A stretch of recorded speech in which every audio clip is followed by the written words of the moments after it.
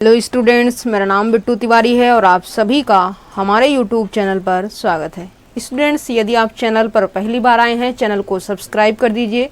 Video पसंद आए video को लाइक कर दीजिए, अपने फ्रेंड्स के साथ शेयर कर दीजिए।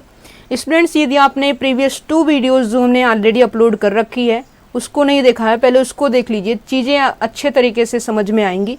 ठीक है, तो यहाँ पे जो है आज के इस वीडियो में हम डिस्कस करेंगे जो डायगोनलाइजेबिलिटी होता है और जो ज्योमेट्रिक मल्टीप्लिसिटी होती है। ठीक है, अब यहाँ पे चीज़ों को बेहतर तरीके से समझने के लिए यहाँ पे प्रीवियस वीडियो अगर आप देख के आएंगे तो काफ़ी यहाँ पे हेल्प होगी। ठीक है, अब यहाँ पे जो यहाँ पे हमने बताया था कि आपकी जो अलजेब्राइक मल्टीप्लिसिटी होती है ये क्या होती है कि कोई आइगन वैल्यू कितने टाइम रिपीट कर रही है। ठीक है, जैसे मान लीजिए कि ए हमारे पास, जैसा कि हमने बताया था कि 3x3 की मैट्रिक्स है जिसकी आइगन वैल्यू 1 1 3 है। ठीक है, जो आइगन वैल्यू 1 है उसकी जो अलजेब्राइक मल्टीप्लिसिटी है, मतलब ये आइगन वैल्यू 1 कितने टाइम रिपीट हो रही है, 2 टाइम हो रही है। ठीक है, 1 की जो अलजेब्राइक मल्टीप्लिसिटी है वो 2 आ रही है। ठीक है, अब यहाँ पे जो है अलजेब्राइक मल्टीप्लिसिटी, अगर हम 3 की आइगन वैल्यू जो 3 है इसकी देखें कितने बार रिपीट कर रही है, ये सिर्फ एक बार आ रही है, इसका मतलब इसकी अलजेब्राइक मल्टीप्लिसिटी 1 है। ठीक है, अब यहाँ पे जो ज्योमेट्रिक मल्टीप्लिसिटी होता है, मान लीजिए कि आइगन वैल्यू लैम्डा के करेस्पॉन्डिंग देखना है आपको ज्योमेट्रिक मल्टीप्लिसिटी, तो यहाँ पे n minus rank of a minus lambda into I, मतलब यहाँ पे क्या होता है, आइगन वैल्यू लैम्डा के करेस्पॉन्डिंग आपको नलिटी देखनी होती है। ठीक है, अगर आपने नलिटी को निकाल दिया तो यहाँ पे आपका आंसर मिल जाएगा। आइगन वैल्यू लैम्डा के करेस्पॉन्डिंग आपको नलिटी फाइंड आउट करनी होगी। मैट्रिक्स तो आपको गिवन होगा, मैट्रिक्स गिवन होगी, उसकी अलजेब्राइक मल्टीप्लिसिटी को आप आराम से निकाल सकते हैं, उसकी ज्योमेट्रिक मल्टीप्लिसिटी को भी। दैट मीन्स आइगन वैल्यू, जिस आइगन वैल्यू की आपको ज्योमेट्रिक मल्टीप्लिसिटी चाहिए उस आइगन वैल्यू के करेस्पॉन्डिंग आपको नलिटी निकालनी पड़ेगी। तो इस तरीके से आप कर सकते हैं। ठीक है, अब यहाँ पे बात कर लेते हैं, किसकी बात करते हैं, यहाँ पे जो है हम बात कर लेते हैं जो हमारा ज्योमेट्रिक मल्टीप्लिसिटी होता है, इससे जो अलजेब्राइक मल्टीप्लिसिटी होता है वो हमेशा ग्रेटर देन इक्वल्स टू होता है।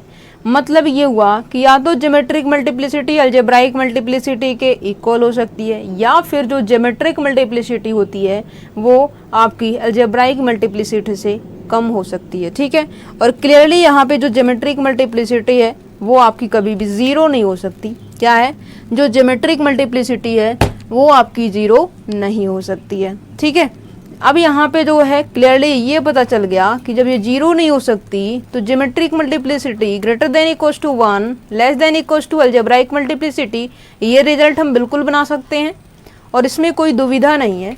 आराम से बोल सकते हैं कि जो ज्योमेट्रिक मल्टीप्लिसिटी होती है उसकी वैल्यू 1 या 1 से ग्रेटर देन होती है और अलजेब्राइक मल्टीप्लिसिटी से या तो लेस देन या फिर इक्वल्स टू हो सकती है। ठीक है, तो इस तरीके से जो कॉन्सेप्ट है इसका आप यूज करेंगे तो आप बेहतर परिणाम देखने को मिलेंगे, क्योंकि आपको क्वेश्चन के अंदर जो है ये सब चीज़ें हेल्प करने वाली हैं। ठीक है, चलिए आगे बढ़ते हैं, एक क्वेश्चन लेते हैं। क्या है, एक क्वेश्चन यहाँ पे लेते हैं। मान लीजिए कि हमने यहाँ पे लिया मैट्रिक्स, हमने उठाया 1 2 0 1। ठीक है, ये हमने मैट्रिक्स उठा लिया है और इस मैट्रिक्स का हमें क्या करना है, अलजेब्राइक मल्टीप्लिसिटी फाइंड आउट करनी है और ज्योमेट्रिक मल्टीप्लिसिटी फाइंड आउट करनी है। ठीक है, अगर आपने AMGM की जो कॉन्सेप्ट है उसको समझ लिया अच्छे तरीके से, फिर आपको डायगोनलाइजेबिलिटी के अंदर कोई यहाँ पे दिक्कत नहीं आएगी। ठीक है, तो यहाँ पे जो है जो आपका अलजेब्राइक मल्टीप्लिसिटी होता है ये क्या होता है, ये आपको पहले से ही पता है। ज्योमेट्रिक मल्टीप्लिसिटी हमने आज के इस वीडियो में बताया। ठीक है, और हम बार बार कह रहे हैं कि अगर आपने प्रीवियस 2 वीडियोस को नहीं देखा है तो पहले उसको देख लीजिए ताकि चीज़ें आपके माइंड के अंदर सेट होती रहें। ठीक है, ऐसा नहीं कि डायरेक्ट आप 3rd वीडियो पे आ जाएंगे, फर्स्ट 2 की वीडियो आपको समझ में आ जाएंगी, ऐसा नहीं होगा। पहले आप प्रीवियस 2 वीडियोज़ को देखिए अगर आप स्टार्टिंग से स्टार्ट कर रहे हैं और हमारे साथ चल रहे हैं। ठीक है, तो आपको प्रीवियस 2 वीडियोज़ देखनी होगी, अदरवाइज आप 1-2 मिनट देख के चले जाएंगे तो यहाँ पे कोई बेनिफिट नहीं मिलेगा आपको। ठीक है, पूरा का पूरा वीडियो देखिए, आपको सब चीज़ें समझ में आएंगी। ठीक है,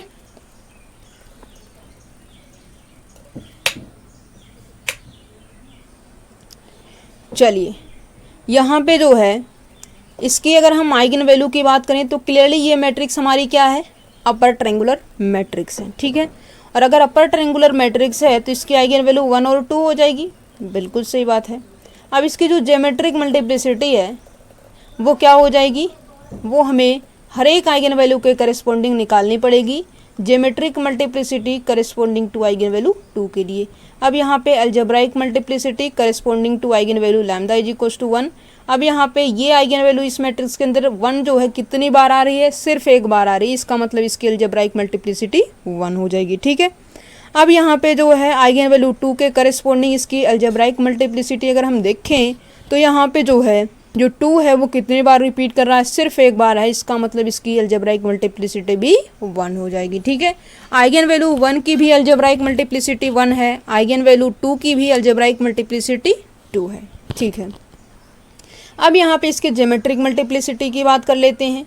ज्योमेट्रिक मल्टीप्लिसिटी आइगन वैल्यू 1 के करस्पॉन्डिंग, इसका मतलब ये है geometric multiplicity corresponding to eigen value 1 is equals to n minus rank of a minus lambda की वैल्यू 1 है, 1 इंटू आइडेंटिटी, ठीक है। इसकी रैंक निकाल दीजिए, n का यहाँ पे कितना है, n यहाँ पे जो है 2 है, माइनस a माइनस का 1 इंटू आई, ए में से आइडेंटिटी मैट्रिक्स को हटाइए, तो ए माइनस आइडेंटिटी मैट्रिक्स को आप हटाएंगे तो यहाँ से आपको मिल जाएगा 0 1 0 2 माइनस 1 1, ठीक है।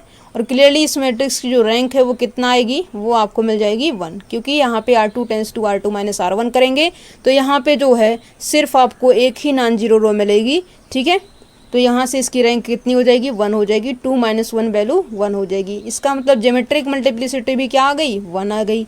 अब यहाँ पे आइगन वैल्यू 2 के करस्पॉन्डिंग जो ज्योमेट्रिक मल्टीप्लिसिटी है वो भी निकाल देते हैं, तो ये हो जाएगा rank of a minus 2 into identity. अब यहाँ पे a में से जब 2 को हटाएंगे, 2 आइडेंटिटी मतलब a जो है हमारा क्या है, ये है, दे रखा है। अगर यहाँ पे देखिए, अगर हम 2 इंटू आइडेंटिटी करें, देखिए जब भी हम किसी मैट्रिक्स के अंदर 2 इंटू आइडेंटिटी, अब यहाँ पे 2 है, आइडेंटिटी 1 0 0 1 है। अब यहाँ पे जब हम किसी मैट्रिक्स के अंदर किसी स्केलर से मल्टीप्लाई करते हैं तो वो जो स्केलर होता है मैट्रिक्स के हर एक एलिमेंट से मल्टीप्लाई होता है, ठीक है, ये बात आप ध्यान रखिएगा, ठीक है। तो ये हो जाएगा 2 0 0 2। अब यहाँ पे इस मैट्रिक्स को हम क्या कर देंगे, मैट्रिक्स ए से हटा देंगे, तो यहाँ से इसकी वैल्यू क्या आ जाएगी, यहाँ से इसकी जो वैल्यू आएगी ये 1 माइनस 2 आपको मिल जाएगा -1 0 0 0, ठीक है। एक सेकेंड, 1 माइनस 0 यहाँ पे वैल्यू 1 आ जाएगी, ठीक है। अब यहाँ पे इसके यदि हम रैंक की बात करें तो इसकी भी रैंक क्या आ रही है, 1 आ रही है, तो ये हो जाएगा 2 माइनस 1 वैल्यू 1 हो जाएगी, ठीक है। इसकी भी वैल्यू 1 आ जाएगी। इसका मतलब ये हुआ कि जो यहाँ पे देखिए आइगन वैल्यू लैम्डा लिखेंगे, यहाँ पे अलजेब्राइक मल्टीप्लिसिटी लिखेंगे, यहाँ पे ज्योमेट्रिक मल्टीप्लिसिटी लिखेंगे, ठीक है। अब यहाँ पे आइगन वैल्यू किसके करस्पॉन्डिंग है, जब यहाँ पे लैम्डा की वैल्यू 1 है और जब यहाँ पे लैम्डा की वैल्यू 2 है, ठीक है। अब यहाँ पे इसकी अलजेब्राइक मल्टीप्लिसिटी कितना आ रही है, 1 आ रही है, ज्योमेट्रिक मल्टीप्लिसिटी इसकी कितने आ रही है, 1 1 आ रही है, ठीक है। तो इसका मतलब यहाँ पे क्या हुआ कि ये तो आइगन वैल्यू रही और ये आपकी अलजेब्राइक मल्टीप्लिसिटी, ये आपकी ज्योमेट्रिक मल्टीप्लिसिटी, ठीक है। तो इस तरीके से आप क्या करेंगे, इसका जो है किसी भी मैट्रिक्स के आइगन वैल्यू के करस्पॉन्डिंग अलजेब्राइक मल्टीप्लिसिटी और ज्योमेट्रिक मल्टीप्लिसिटी निकाल सकते हैं, ठीक है। और इसको यदि हम दूसरे तरीके से डिस्कस करें तो यहाँ पे आपको निकालने की ज़रूरत भी नहीं थी। कैसे, यहाँ पे अगर आइगन वैल्यू लैम्डा है, इसकी अलजेब्राइक मल्टीप्लिसिटी क्या है, 1 1 है, ठीक है। ये आइगन वैल्यू 1 है और 2 है, ठीक है। अगर आइगन वैल्यू अलजेब्राइक मल्टीप्लिसिटी में 1 टाइम है तो यहाँ पे एक रिजल्ट पता है कि जो ज्योमेट्रिक मल्टीप्लिसिटी होती है वो 1 या 1 से बड़ी होती है और अलजेब्राइक मल्टीप्लिसिटी से छोटी या बराबर होती है। अब यहाँ पे जब अलजेब्राइक मल्टीप्लिसिटी जब इसकी ही वैल्यू 1 है, यहाँ पे कुछ भी हो जाए और ये 1 है, तो इसका मतलब जो ज्योमेट्रिक मल्टीप्लिसिटी है इसको ही 1 होना होगा, इसकी मजबूरी हो जाएगी कि इसे 1 ही होना होगा, ठीक है। तो इसका मतलब यहीं से आप बोल सकते थे कि इसकी जो ज्योमेट्रिक मल्टीप्लिसिटी है वो भी 1 ही आएगी, ठीक है। और आगे से आप ध्यान रखेंगे, विशेष ध्यान रखिएगा, जब आपके आइगन वैल्यू के करस्पॉन्डिंग अलजेब्राइक मल्टीप्लिसिटी अगर 1 मिलती है तो उस केस में जो ज्योमेट्रिक मल्टीप्लिसिटी होगी वो भी आपकी 1 ही आएगी, ठीक है। तो ये आपने अलजेब्राइक मल्टीप्लिसिटी और ज्योमेट्रिक मल्टीप्लिसिटी का कॉन्सेप्ट अच्छे तरीके से सीख लिया है।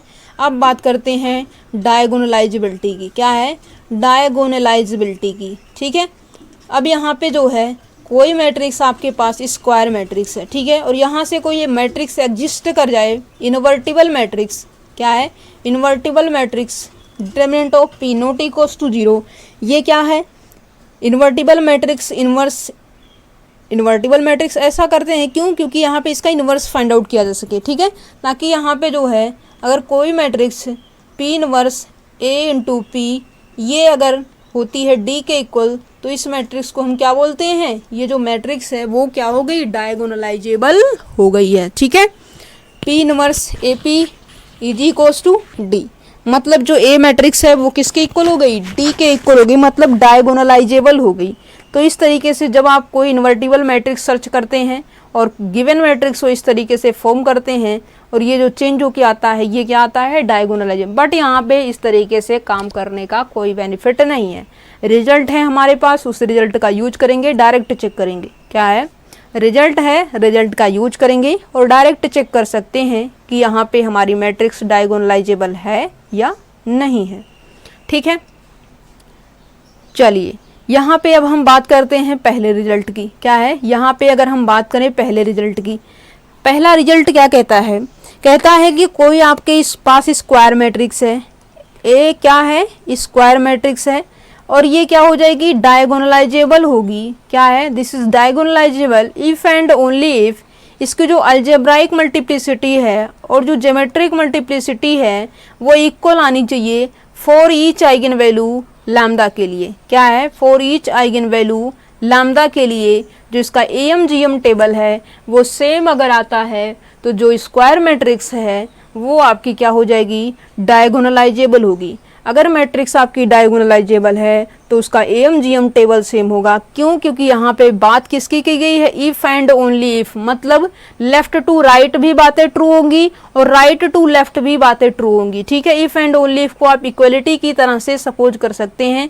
चाहे आप ये बोलें कि मैट्रिक्स हमारी डायगोनलाइजेबल है तब हमारा AMGM टेबल सेम होगा हर एक आइगन वैल्यू के करस्पॉन्डिंग, और अगर आपका AMGM टेबल हर एक आइगन वैल्यू के करस्पॉन्डिंग सेम है तो यहाँ पे आप क्या बोल सकते हैं कि जो मैट्रिक्स होगी वो हमारी कैसी मैट्रिक्स होगी? डायगोनलाइजेबल मैट्रिक्स होगी। ठीक है, दूसरा रिजल्ट देखते हैं।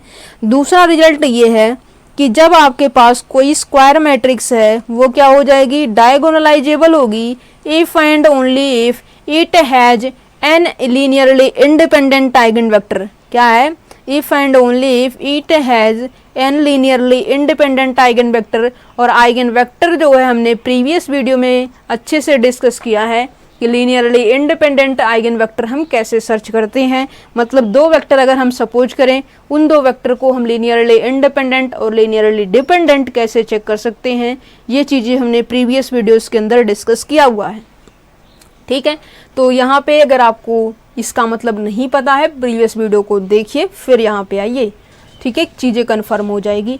अब यहाँ पे जो है मैट्रिक्स डायगोनलाइजेबल है तो उसके पास n linearly independent eigen vector होंगे। अगर किसी मैट्रिक्स के पास n linearly independent eigen vector है तो वो मैट्रिक्स हमारी क्या हो जाएगी? डायगोनलाइजेबल हो जाएगी। तीसरा रिजल्ट यहाँ पे सीखते हैं। तीसरा रिजल्ट यहाँ पे क्या है कि जब आपके पास कोई स्क्वायर मैट्रिक्स है वो क्या हो जाएगी? वो डायगोनलाइजेबल होगी इफ एंड ओनली इफ इसका जो मिनिमल पॉलिनोमियल के पास फैक्टर होगा वो किस फॉर्म में होना चाहिए? If and only if minimal polynomial has linear distinct factor. Polynomial has distinct linear factor.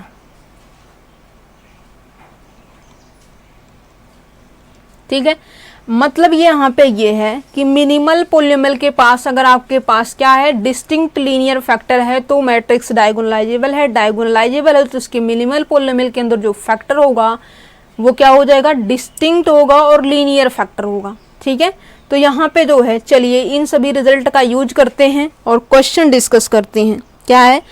इन सभी रिजल्ट का यूज करते हैं और क्वेश्चन डिस्कस करते हैं। मान लीजिए कि कोई हमारे पास एक मैट्रिक्स है। क्या है मैट्रिक्स? यहाँ पे मान लीजिए 1 है, 2 है, 1 है, ये 1 है, ये 1 है। ठीक है, ये 0 है, 0 0 0। हम इस तरीके से क्यों लेते हैं, क्योंकि आइगन वैल्यू निकालना 3x3 की मैट्रिक्स के लिए आपको पता है, प्रीवियस वीडियो में मैंने बताया है, lambda cube minus trace of A into lambda square plus cofactor A11 plus A22 plus A33 into lambda minus determinant of A equals to 0। यहाँ से आप सिंपली आइगन वैल्यू निकाल सकते हैं। ठीक है, इसको निकालेंगे तो यहाँ से 3 डिग्री के अंदर पॉलिनोमियल बनेगी। आप इजी वे में इसको सॉल्व कर सकते हैं और आइगन वैल्यू निकाल सकते हैं। ठीक है, और यहाँ पे हम इसके ऊपर चर्चा नहीं करेंगे। अब यहाँ पे डायरेक्ट आते हैं कि इसकी जो आइगन वैल्यू आ रही है वो कितनी आ रही है, 1 आ रही है, 1 आ रही है और 2 आ रही है। क्यों? क्योंकि मैट्रिक्स हमारी अपर ट्रायंगुलर मैट्रिक्स है, जस्ट इसके डायगोनल एलिमेंट इसकी आइगन वैल्यू का काम करेंगे। ठीक है, आइगन वैल्यू ये हो गई। अब यहाँ पे इसका जो है हम क्या करते हैं, AMGM टेबल के अकॉर्डिंग अगर देखें तो यहाँ पे क्या हो जाएगा, क्या है, अगर हम इसका AMGM निकालें तो ये आइगन वैल्यू लिखते हैं, इसको हम अलजेब्राइक मल्टीप्लिसिटी लिख देते हैं और इसको ज्योमेट्रिक मल्टीप्लिसिटी लिख देते हैं। ठीक है, अब देखिए आइगन वैल्यू इसकी क्या है, एक तो इसकी 1 है, एक इसकी 2 है। 1 कितने बार रिपीट हो रही है, 2 टाइम, तो इसकी अलजेब्राइक मल्टीप्लिसिटी 2 हो जाएगी।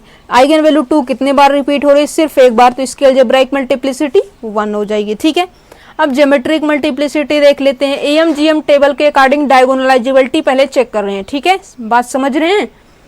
अब यहाँ पे जो है उसके अकॉर्डिंग अगर हम चेक करें तो यहाँ से हो जाएगा n minus rank of A minus identity. A minus identity अगर हम यहाँ पे करें, A माइनस का आइडेंटिटी करें तो ये हो जाएगा 0 1 0 0 1 1 0 0 0।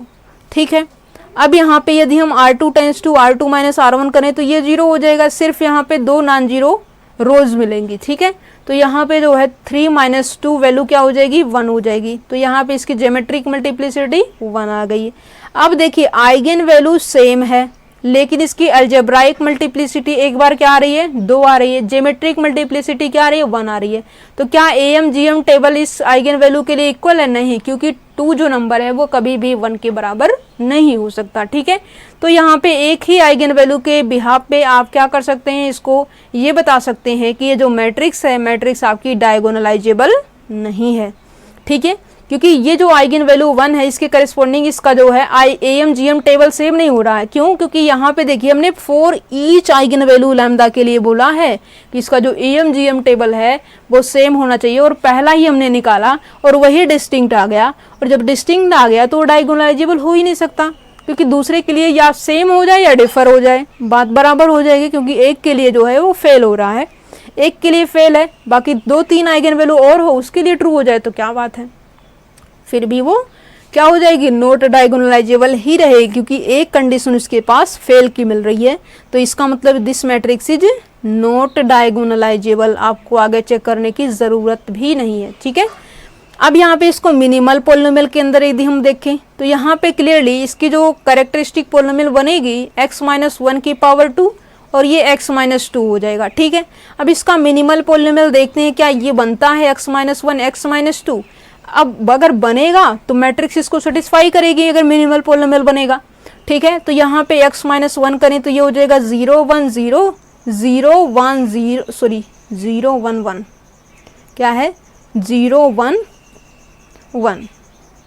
ठीक है, ये हो जाएगा 0 0 1 माइनस 1 0, और x माइनस 2 करेंगे तो ये हो जाएगा माइनस 1 1 0, और यहाँ पे आप करेंगे तो ये हो जाएगा 0 0 1, और यहाँ पे आपका हो जाएगा 0 0 माइनस 1। ठीक है, चलिए इसको अगर हम देखें तो यहाँ से जो है सेकंड थर्ड कॉलम में जब आप जाएंगे तो पहला दूसरा तो 0 हो जाएगा, लेकिन थर्ड कॉलम में इसकी वैल्यू 1 हो जाएगी। क्लियरली ये जो है आपका नॉट इक्वल्स टू 0 है। जब ये मिनिमल पॉलिनोमियल आपका नहीं बन रहा है, इसका मतलब जो इसका कैरेक्टरिस्टिक पॉलिनोमियल है वही क्या हो जाएगा, मिनिमल पॉलिनोमियल भी हो जाएगा। ठीक है, इसका मतलब जो मिनिमल पॉलिनोमियल है इसके अंदर जो फैक्टर है वो x माइनस 1 की पावर 2 है। इसका मतलब ये दिस इज नॉट लीनियर। जब लीनियर नहीं है इसके मिनिमल पॉलिनोमियल का फैक्टर, तो यहाँ से भी आप बोल सकते हैं कि ये आपका डायगोनलाइजेबल नहीं है। ठीक है, अब मेथड कोई सा भी एक लगाएंगे तो यहाँ पे देखिए इफ एंड ओनली इफ का रिजल्ट है। अभी आपका ये जो 3 रिजल्ट बताया है वो क्या है, इफ एंड ओनली इफ का है। डायगोनलाइजेबल है if and only if algebraic multiplicity is equals to geometric multiplicity for each eigen value lambda. Second क्या है, डायगोनलाइजेबल है, if and only if it has n linearly independent eigen vectors. तीसरा क्या हमने बताया कि मैट्रिक्स आपकी स्क्वायर क्या होगी, डायगोनलाइजेबल होगी, if and only if minimal polynomial has distinct linear factor. But यहाँ पे जो है इसके अंदर जो है लीनियर फैक्टर नहीं आया, ठीक है, तो ये क्या हो जाएगा, डायगोनलाइजेबल नहीं होगा, ठीक है। एक अगर यहाँ पे हम दूसरा एग्जांपल लें और इसके लिए हम देखें तो एज इक्वल्स टू, अगर मान लीजिए हमने लिया 1 0 0 0 2 0 0 0 1, ठीक है। अगर मान लीजिए यही हमने ले लिया, ठीक है, और इसको लेने के अकॉर्डिंग हमने क्या बताया कि इसकी जो है आइगन वैल्यू जो होगी वो क्या हो जाएगी, 1 1 2 हो जाएगी, ठीक है। अब देखते हैं कि ये डायगोनलाइजेबल है या नहीं है। आइगन वैल्यू, अलजेब्राइक मल्टीप्लिसिटी और ज्योमेट्रिक मल्टीप्लिसिटी, ये ट्रिक जो है हम फटाफट से लगा लेते हैं और देख लेते हैं कि क्या होगा क्या नहीं होगा। आइगन वैल्यू 1 कितने बार है, 2 टाइम है। 2 आइगन वैल्यू कितनी बार है, 1 बार है, तो इसकी ज्योमेट्रिक मल्टीप्लिसिटी भी 1 टाइम आएगी। बस चेक करने की ज़रूरत इसकी है। ऐसा क्यों कर रहे हैं, क्योंकि geometric multiplicity greater than equals to 1 less than equals to algebraic multiplicity. जब अलजेब्राइक मल्टीप्लिसिटी 1 है, ज्योमेट्रिक मल्टीप्लिसिटी की मजबूरी होगी कि इसे ही 1 होना होगा, ठीक है। अब यहाँ पे देखिए n minus rank of a minus 1 into identity, तो यहाँ से आपको क्या मिल जाएगा, 0 0 0 0 1 0 0 0 0। इसकी रैंक कितनी आ रही है, 1 आ रही है। 3 माइनस 1 वैल्यू क्या आ जाएगी, 2 आ जाएगी। इसका मतलब इसकी आइगन वैल्यू 1 के करस्पॉन्डिंग क्या AMGM टेबल सेम है, बिल्कुल है। आइगन वैल्यू 2 के करस्पॉन्डिंग AMGM टेबल सेम है, बिल्कुल है। 1 = 1 है, 2 = 2 है। इसका मतलब ये मैट्रिक्स क्या है, this matrix is a diagonalisable matrix. क्या है, this matrix is a diagonalisable matrix. अब यहाँ पे जो है बात करते हैं कि यहाँ पे मान लीजिए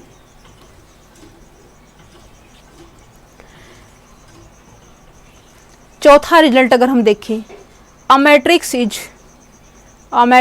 which is square, a square matrix is diagonalizable,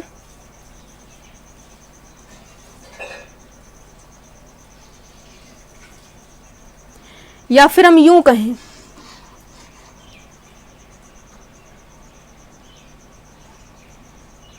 if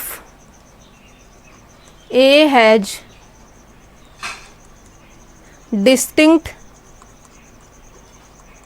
eigen value, क्या है, मैट्रिक्स है उसके पास डिस्टिंक्ट आइगन वैल्यू है, then matrix is diagonalizable. But उसका कन्वर्स ट्रू नहीं है। क्या है, इसका कन्वर्स ट्रू नहीं है। जब आपके पास मैट्रिक्स है उसकी आइगन वैल्यू अगर आप देख लीजिए, अगर आपके पास आइगन वैल्यू डिस्टिंक्ट आ रही है, क्या है, अगर आपके पास आइगन वैल्यू डिस्टिंक्ट आ रही है तो यहाँ से आप क्या बोल सकते हैं, ये बोल सकते हैं कि मैट्रिक्स आपकी डायगोनलाइजेबल है। लेकिन अगर मैट्रिक्स डायगोनलाइजेबल है तो कोई ज़रूरी नहीं है कि उसके पास डिस्टिंक्ट आइगन वैल्यू हो, जैसा कि यही एग्जाम्पल रहा। या फिर जो है हम क्या कर सकते हैं, आइडेंटिटी मैट्रिक्स ले लीजिए। आइडेंटिटी मैट्रिक्स 1 0 0 0 1 0 0 0 1, ये मैट्रिक्स की आइगन वैल्यू सभी की सभी क्या है, डिस्टिंक्ट है, और ये मैट्रिक्स क्या हो जाएगी, डायगोनलाइजेबल हो जाएगी। और यहाँ पे ये मैट्रिक्स क्या है, डायगोनलाइजेबल है, तो इसकी जो आइगन वैल्यू क्या डिस्टिंक्ट है, जो इसका कन्वर्स है, कन्वर्स अगर आप बोलना चाहते हैं, अगर मैट्रिक्स डायगोनलाइजेबल है तो उसके पास क्या होना चाहिए, डिस्टिंक्ट आइगन वैल्यू होनी चाहिए। बट यहाँ पे आइगन वैल्यू इसकी क्या आ रही है, 1 1 आ रही है, सेम आ रही है, सेम आ रही है, इसका मतलब डिस्टिंक्ट नहीं है। और जब डिस्टिंक्ट नहीं है तो इसका जो है इफ़ एंड ओनली इफ़ नहीं बोल सकते। आप क्या बोलेंगे, आप जो है यहाँ पे सिर्फ और सिर्फ देन का रिजल्ट बना सकते हैं कि जब आपके पास स्क्वायर मैट्रिक्स के पास क्या होगी, डिस्टिंक्ट आइगन वैल्यू होगी, हैज एन डिस्टिंक्ट, जाहिर सी बात है एन क्रॉस एन की है तो यानी डिस्टिंक्ट आइगन वैल्यू आएगी, ठीक है। Then square matrix is diagonalizable, but converse need not be true, हो भी सकता है नहीं भी हो सकता है, ठीक है। जैसे कि यहाँ पे अगर हम ले लें matrix A equals to 1 2 3 sorry 1 0 0 0 2 3 0 0 3, ये मैट्रिक्स लिया, आइगन वैल्यू डिस्टिंक्ट है, डायगोनलाइजेबल है, डायगोनलाइजेबल है, आइगन वैल्यू डिस्टिंक्ट, तो हो गया ट्रू। बट यहाँ पे हर बार ट्रू हो ऐसा काउंटर एग्जाम्पल हम ले लेंगे तब तो ये फेल हो जाएगा। इसका मतलब इसको जो है हमें हर बार देखना होगा। हर बार देखने के लिए हमें जो है इसको देन के रिजल्ट से याद रखना होगा, क्योंकि यहाँ पे जो है अगर हम इफ एंड ओनली इफ लगा देते हैं तो रिजल्ट फेल हो जाता है। देन का रिजल्ट हर बार ट्रू हो रहा है, इसका मतलब यहाँ पे देन लगा के चलते हैं, ठीक है। अब ये डायगोनलाइजेबिलिटी का भी कॉन्सेप्ट समझ में आ गया। अब यहाँ पे हम बात करते हैं डायगोनलाइजेबल ओवर आर और ओवर सी। और अगर कोई मैट्रिक्स डायगोनलाइजेबल ओवर आर है तो इसका मतलब उसकी आइगन वैल्यू क्या आनी चाहिए, उसकी आइगन वैल्यू जो है रियल होनी चाहिए, ठीक है। आइगन वैल्यू उसकी रियल होनी चाहिए।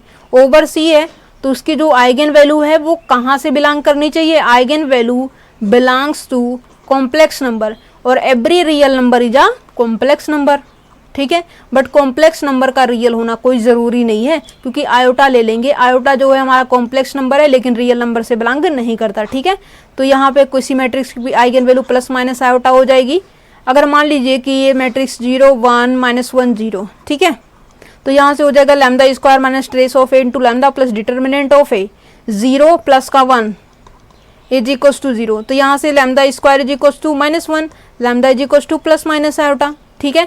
तो ये मैट्रिक्स क्या हो जाएगी, इसकी आइगन वैल्यू क्या आ रही है, डिस्टिंक्ट आ रही है। आइगन वैल्यू डिस्टिंक्ट है तो यहाँ से हम क्या बोल सकते हैं कि इसका जो है आइगन वैल्यू लैम्डा है, अलजेब्राइक मल्टीप्लिसिटी है, ज्योमेट्रिक मल्टीप्लिसिटी है, ठीक है। आइगन वैल्यू आयोटा है और माइनस का आयोटा है, ठीक है। और एम इसका भी 1 आ रहा है, जीएम भी इसकी मजबूरी होगी कि 1 1 ही आना होगा। तो इसका मतलब ये मैट्रिक्स क्या हो जाएगी, आइगन वैल्यू डिस्टिंक्ट है देन डायगोनलाइजेबल है। और यहाँ पे आइगन वैल्यू रियल है या कॉम्प्लेक्स, उसके अकॉर्डिंग ओवर आर या ओवर सी हम बोलते हैं, ठीक है। तो इसकी आइगन वैल्यू जो है वो क्या आ रही है, कॉम्प्लेक्स नंबर आ रही है। इसका मतलब इसे ओवर आर हम नहीं बोल सकते, इसे हम क्या बोलेंगे, डायगोनलाइजेबल ओवर सी बोलेंगे, ठीक है। अगर मान लीजिए कि इस तरीके से हो 1 0 0 2, तो यहाँ पे इसकी आइगन वैल्यू 1 और 2 आ रही है, आइगन वैल्यू डिस्टिंक्ट है तो डायगोनलाइजेबल है।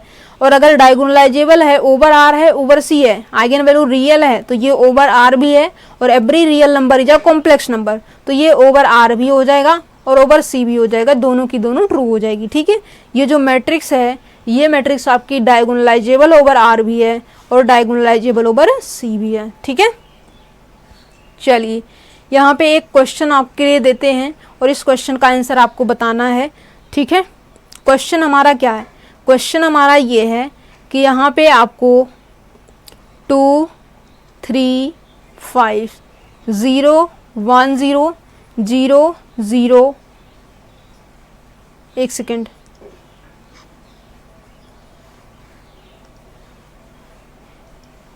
1 2 4, this is our 3 cross 3 matrix. अब यहाँ पे आपको बताना है then option E diagonalizable over R, option B diagonalizable over complex number, option C not diagonalizable over R, option D not diagonalizable over complex number, option E minimal polynomial of X is equals to characteristic polynomial of X. इसका जो है minimal polynomial और characteristic polynomial same आएगा या different आएगा, इसके बारे में भी चर्चा करना है। और यहाँ पे डायगोनलाइजेबल ओवर आर और सी देखना है, ठीक है कि नहीं है, ये चीज़ें आपको चेक करके बताना है। इसका जो आंसर है वो आपको कमेंट सेक्शन में देना है, ठीक है। और एक बार यहाँ पे थोड़ा सा हम मिनिमल पोलिनोमियल के बारे में डिस्कस कर देते हैं। मिनिमल पोलिनोमियल क्या होती है, मिनिमल पोलिनोमियल वो पोलिनोमियल होती है सबसे छोटी डिग्री की, जिससे हमारा जो मैट्रिक्स है वो 0 पे टेंड कर जाए। क्या है, वो 0 पे टेंड कर जाए। जैसे कि यहाँ पे अगर हम बात करें तो यहाँ पे क्या इसका x-1, एक मिनट, इसका कैरेक्टरिस्टिक इक्वेशन क्या हो जाएगा, x-1 x-2 और x-3, ठीक है। अब यहाँ पे x-1 करेंगे और x-2 करेंगे, क्योंकि अगर यहाँ पे तीनों डिस्टिंक्ट है तो मिनिमल पोलिनोमियल में इसको डिस्टिंक्ट तो लिखना ही पड़ेगा, ठीक है। अब देखते हैं कि क्या ये 0 के इक्वल होता है, क्या है, क्या ये 0 के इक्वल होता है x-1, तो ये मैट्रिक्स क्या बनेगी 0 0 0 0 1 0 0 0 2, ठीक है। -2 करते हैं, 1 - 2 -1 0 0 0 0 0 0 0 1, ठीक है। फिर x -3 मतलब a -3 करेंगे, तो यहाँ से 1 - 3 -2 0 0 0 -1 0 0 0 0। अब यहाँ पे तीनों मैट्रिक्स को जब आप मल्टीप्लाई करेंगे तो इसका आंसर 0 दे देगा। मतलब यहाँ पे ये हुआ कि जो mx है इस मैट्रिक्स A का मिनिमल पोलिनोमियल है, क्योंकि इसकी पावर पे ये मैट्रिक्स क्या हो रही है, टेंस टू 0 हो रही है, रिड्यूस हो जा रही है, 0 हो जा रही है, एनिहिलेट हो जा रही है, ठीक है। तो इस तरीके से जो कॉन्सेप्ट है ये मिनिमल पोलिनोमियल का होता है।